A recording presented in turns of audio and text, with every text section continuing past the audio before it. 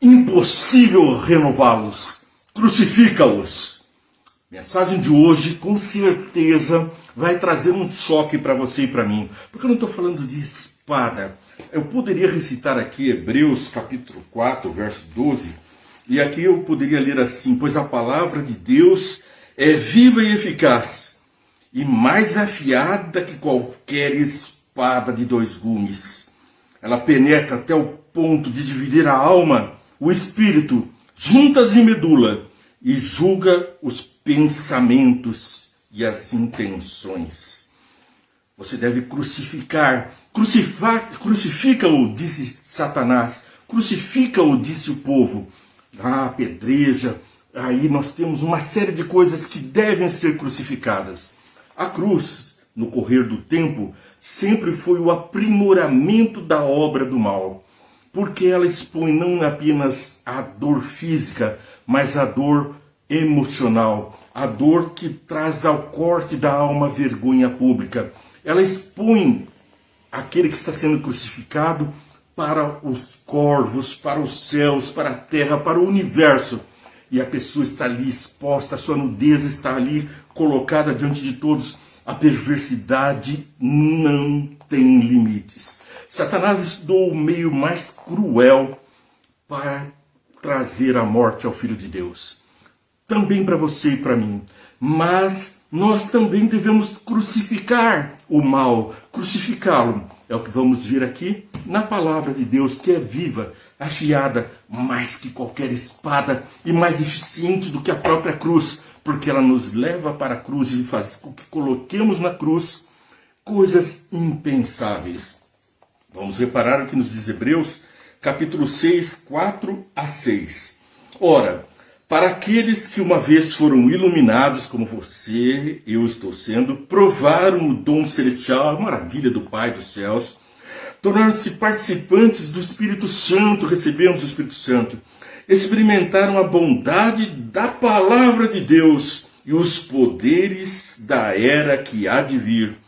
Olha que maravilha, nós estamos experimentando antecipadamente poderes do que Deus tem preparado. E o que diz a palavra de Deus é que o que o olho não viu, o que o coração jamais imaginou, isso é que Deus tem preparado para nós. E quem falou isso foi quem viu essas maravilhas. O apóstolo Paulo disse que não era lícito sequer mencionar as coisas que ele viu quando levado aos céus, aos mais altos céus. Isso é o que está ali diante de nós. E não é isso que devemos crucificar, não. Mas para chegar lá, vamos ver. Eu repito, experimentaram a bondade da palavra de Deus e os poderes da era que há de vir. E caíram. É impossível que sejam reconduzidos ao arrependimento, pois para si mesmos estão crucificando de novo o Filho de Deus, sujeitando-o à desonra pública, à desonra da cruz. Ali está você, ali estou eu, quando voltamos ao lodo do pecado, crucificando novamente o nosso Salvador, o nosso Redentor, o nosso Jesus, expondo a vergonha pública outra vez. A nudez do Filho de Deus está lá exposta porque o meu pecado é escancarado e o sacrifício de Jesus é dito por insuficiente para salvar. Satanás acusa, olha só, foi assim que ele fez o Filho de Deus verter sangue naquele momento no jardim do Getsemane, às vésperas da sua crucifixão. Não era o medo da crucifixão que fez Jesus suar sangue, mas a visão da rejeição, de que tornamos ao lodo do pecado, que estamos de novo envolvidos com aquilo que ele veio nos livrar do mundo de pecado para uma vida santa em Deus, uma vida livre do pecado. Pois para si mesmos estão crucificando de novo o Filho de Deus, sujeitando a vergonha pública. Que tristeza, nós estamos gritando, crucifica-o. Agora vamos ver algumas coisas mais que precisam ser crucificadas e outras que não deveriam, mas estão sendo. Mateus 16, verso 24. A lição de hoje nos inspira, pois aqui diz, é Jesus que está dizendo. Então Jesus disse aos seus discípulos, se alguém quiser acompanhar-me, negue-se a si mesmo, tome a sua cruz e siga-me. Você também tem uma cruz. Não é só o nosso Jesus que tem uma cruz. Tome a sua cruz e siga-me. O caminho de Jesus é um caminho da cruz. É um caminho de vitória. Eu venci o mundo, disse ele. Mas a vitória não é por força nem por violência, mas pela palavra de Deus. E é assim que nós, filhos de Deus, estamos caminhando pela palavra de Deus, pelo Espírito. E longe de voltar a crucificar o nosso Salvador, queremos viver a vida que ele viveu, pregando uma mensagem de amor e de luz e de verdade e de justiça. Romanos 6, verso 6. Pois sabemos que o nosso velho homem foi crucificado. Opa, o velho homem, aquele que me faz pecar, os desejos do pecado. A terceira e a quarta geração dos que aborrecem a Deus, como está registrado no capítulo 20 do Êxodo, quando fala do mandamento que proíbe a adoração de imagens de escultura. Eu aborreço até a terceira e quarta geração, eu amaldiçoo até a terceira e quarta geração dos que me aborrecem. Mas para você, faço misericórdia até 1000 gerações dos que me amam e guardam os meus mandamentos. Porque Jesus disse, aquele que diz que me ama e não guarda os meus mandamentos é mentiroso, e nele não está a verdade. Por quê? Porque está crucificando de novo Jesus. Mas nós que seguimos a palavra, crucificamos o velho homem. O que mais temos que crucificar para galgar a vida e representar corretamente o Filho de Deus aqui nessa terra? Gálatas 3, 20. Gálatas 3, aliás, 2, verso 20. Aqui leio então. Fui crucificado com Cristo. Opa, só quem foi crucificado com Cristo? Os dois ladrões na cruz, você era um deles? Por acaso você estava lá sendo crucificado com Cristo? Vamos entender melhor. Fui crucificado com Cristo, assim já não sou eu quem vive, mas Cristo vive em mim. A vida que agora vivo no corpo, vivo-a pela fé no Filho de Deus que me amou e se entregou por mim. O Cristo crucificado me atraiu como um imã. É impossível deixar de seguir Jesus, porque eu crucifico o eu, o velho homem, eu crucifico tudo que há de ruim e sigo a cruz de Cristo, a crucifixão que me leva à perfeição. E logo vejo em Gálatas capítulo 5, verso 24. Aqui no capítulo 5, verso 24 de Gálatas, a mensagem é bem clara. O que mais devemos crucificar? Os que pertencem a Cristo Jesus crucificaram a carne com as suas paixões e os seus desejos infames, os desejos de perversidade, os desejos do velho homem, os desejos que a cruz deve levar. Jesus morreu para pagar esses desejos, para pagar o pecado. Você vai fazer clarear de novo isso na tua vida, diante do mundo. Você vai estar expondo outra vez um mundo de pecado, dando razão a Satanás, dando aso às suas influências. As suas ações vão contaminar outras pessoas, as suas piadinhas, aqueles contos que levam em pilheira o nome de Deus, piadas com o nome de Deus, envolvendo o santo com o profano. Não tomarás o nome do Senhor teu Deus em vão. Mas não é só isso, os mandamentos, você está matando quando ira seu irmão, você está mentindo, roubando, deixando de guardar os mandamentos de Deus e com isso alimentando o velho homem. Chega! Crucifica tudo isso e segue a cruz do nosso Salvador. É o que diz também em Gálatas, lá no capítulo 6, verso 4. Aliás, antes de ler o verso 6, 14, é importante lembrarmos que um mandamento é colocado. Nós devemos crucificar algo mais. 6, verso 14.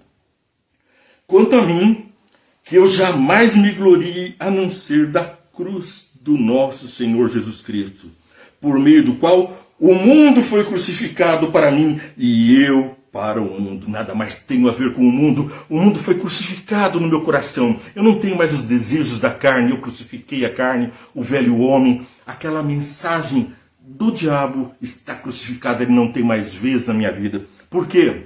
Sou agora um homem que segue a premissa do nosso Senhor Jesus. Atos capítulo 4, verso 12. O que mais resta crucificar? Atos capítulo 4, verso 12. Assim leio. Não há salvação em nenhum outro nome debaixo do céu. Não há nenhum outro nome dado aos homens pelo qual devemos ser salvos. A salvação vem pela graça, mediante a fé em Jesus Cristo, que foi crucificado. Você não precisa ser crucificado. Crucifica você mesmo o mal que existe dentro de ti e vive a vida eterna, a vida pregada por Jesus. Hebreus, capítulo 6, verso 18. Abra lá, confira.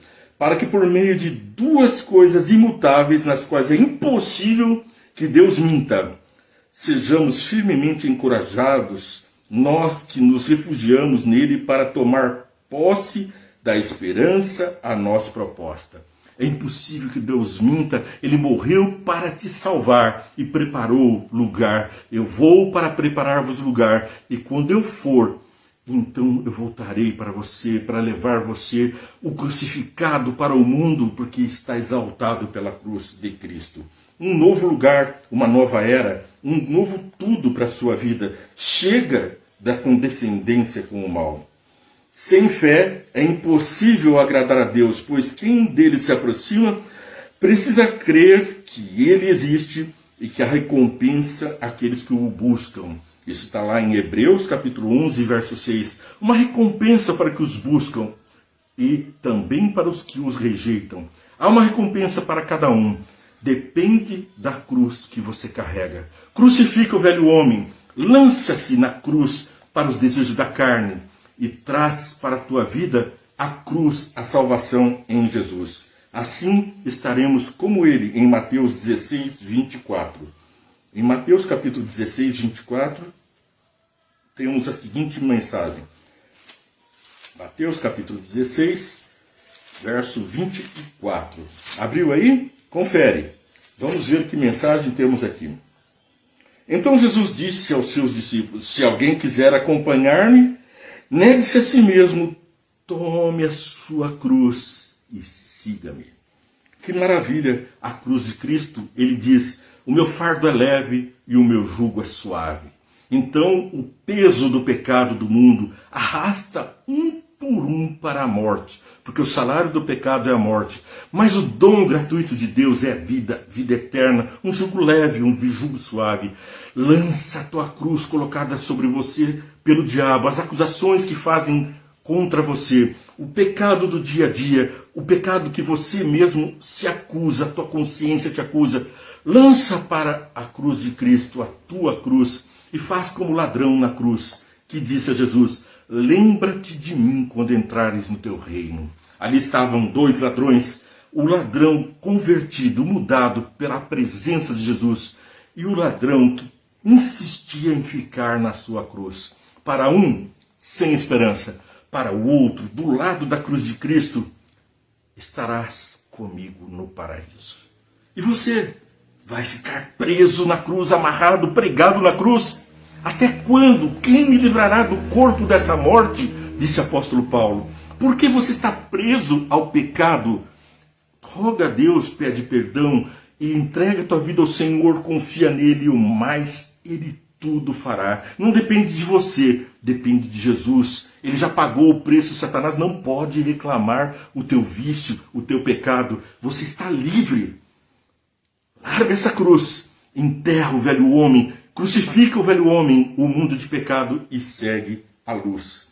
É uma esperança, é um fardo leve que nos alivia em meio ao mundo de pecados. Romanos, capítulo 6, verso 6. Você está carregando um defunto nas costas? Até quando o velho homem vai dominar você? 6, aqui vamos ler então Romanos 6, verso 6. Pois sabemos que a nosso velho homem foi crucificado com ele, para que o corpo do pecado seja destruído e não mais sejamos escravos dos pecados. Pois quem morreu foi o que carregou a toda a culpa, a toda a acusação. Calou a voz do diabo nos céus, nos concílios celestes, já não há mais espaço para acusação contra você. Toma a tua cruz e segue-me, abandona a cruz, o pesadelo da vergonha, mente aquilo que te leva para a perdição. Bem, que mais que nós devemos deixar na cruz? Gálatas 5, 24. Gálatas 5, verso 24, nos diz: os que pertencem a Cristo Jesus crucificaram a carne com suas paixões e os seus desejos. Mas como? Eu desejo constantemente o mal. Disse o apóstolo Paulo: o bem que eu quero fazer, isso eu não faço, mas o mal está sempre diante de mim.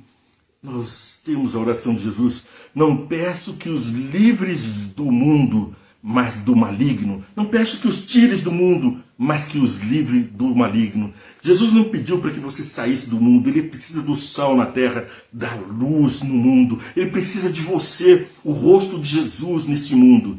Mas ele roga que o maligno, Satanás, não tenha poder na sua vida. Foi para isso que ele morreu, por isso que ele veio, para isso que ele viveu. Mostrou-me como deve ser a vitória do cristão em Cristo Jesus.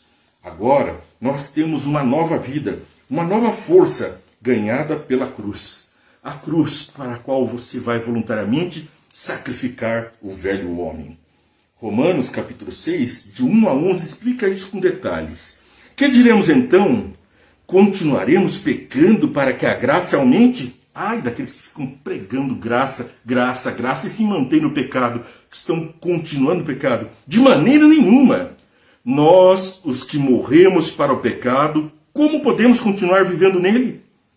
Ou vocês não sabem que todos nós que somos batizados em Cristo Jesus, fomos batizados em sua morte, portanto, fomos sepultados com ele na morte por meio do batismo, a fim de que, assim como Cristo foi ressuscitado dos mortos mediante a glória do Pai, também nós vivamos uma vida nova. Está entendendo por que do batismo?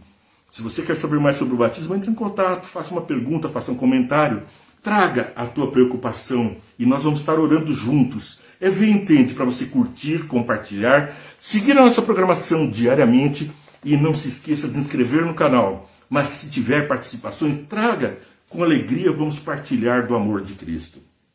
Continuamos no verso 6 do capítulo 6 de Romanos. Leio ainda o 5. Se desta forma fomos unidos a ele na semelhança da sua morte, certamente o seremos também na semelhança da sua ressurreição. Pois sabemos que o nosso velho homem foi crucificado com ele, para que o corpo do pecado seja destruído e não mais sejamos escravos do pecado. Pois quem morreu foi justificado do pecado. Você não é mais escravo do pecado. Satanás não tem poder mais na tua vida. Você é vitorioso em Cristo Jesus. Não precisamos enfrentar anjos poderosos do mal. O príncipe da paz já os destruiu. Verso 8. Ora, se morremos com Cristo, cremos que também com ele viveremos. Pois sabemos que, tendo sido ressuscitado dos mortos, Cristo não pode morrer outra vez. A morte não tem mais domínio sobre ele. Porque morrendo ele morreu para porque morrendo ele morreu para o pecado uma vez por todas, mas vivendo vive para Deus. Morra para o pecado de uma vez por todas. Não vá torturando a você mesmo, preguinho por preguinho na cruz, arrancando unhas, sendo torturado, cortando dedos, dilapidando o corpo, largando o pecado aos pouquinhos. Larga o sofrimento, larga a cruz, enterra esse homem, crucifica o homem do pecado e vem para Jesus. Cristo não pode morrer outra vez. Na mesma forma, consideremos mortos para o pecado, mas vivos para Deus em Cristo Jesus. Portanto, não permitam que o pecado continue dominando os seus corpos mortais, fazendo com que vocês obedeçam os seus desejos pecaminosos. Eu acrescentei aqui o pecaminosos. Os desejos maus, porque o desejo de vida eterna é Deus quem coloca em nós. A saudade do paraíso é Ele quem põe em nós. Veja só, Romanos 8, 7 e 8. Aqui leio. A partir do verso 6. A mentalidade da carne é morte, mas a mentalidade do espírito é vida e paz. A mentalidade da carne é inimiga de Deus, porque não se submete à lei de Deus, nem pode fazê-lo. Quem é dominado pela carne não pode agradar a Deus. Paulo, pregador da graça, dizendo sobre a lei. Olha só, vou repetir. Quem é dominado pela carne não pode agradar a Deus, porque não se submete à lei. Paulo explica muito bem, a graça é um dom que vem de Jesus Cristo mediante a fé, para transformar-nos a ponto de obedecermos à lei. Como Jesus disse, se me amardes, guardareis os meus mandamentos. E se alguém diz que me ama e não guarda os meus mandamentos, é mentiroso e nele não está a verdade. E o pai da mentira é o pai dos que estão mentindo, é o próprio diabo. Gálatas capítulo 6, 4 e 5. Olha que maravilha. Cada um examine os próprios atos, e então poderá orgulhar-se de si mesmo, sem se comparar com ninguém. Não fiquem se achando melhor que os outros. Sem se comparar com ninguém. Pois cada um deverá levar a própria carga. Leve a sua cruz com vitória. Em nome de Jesus, você é um vitorioso. Gálatas 5, 17. Estamos chegando no finalzinho do programa. Está na hora de lembrar um dos outros e compartilhar esse programa para alcançar almas aflitas que estão carregando uma cruz, que precisam ser libertas por Jesus. Gálatas 5, verso 17. Miserável homem que sou, disse Paulo, e eu também repito, está sempre diante de mim. O bem que quero fazer não faço, mas o mal está sempre diante de mim.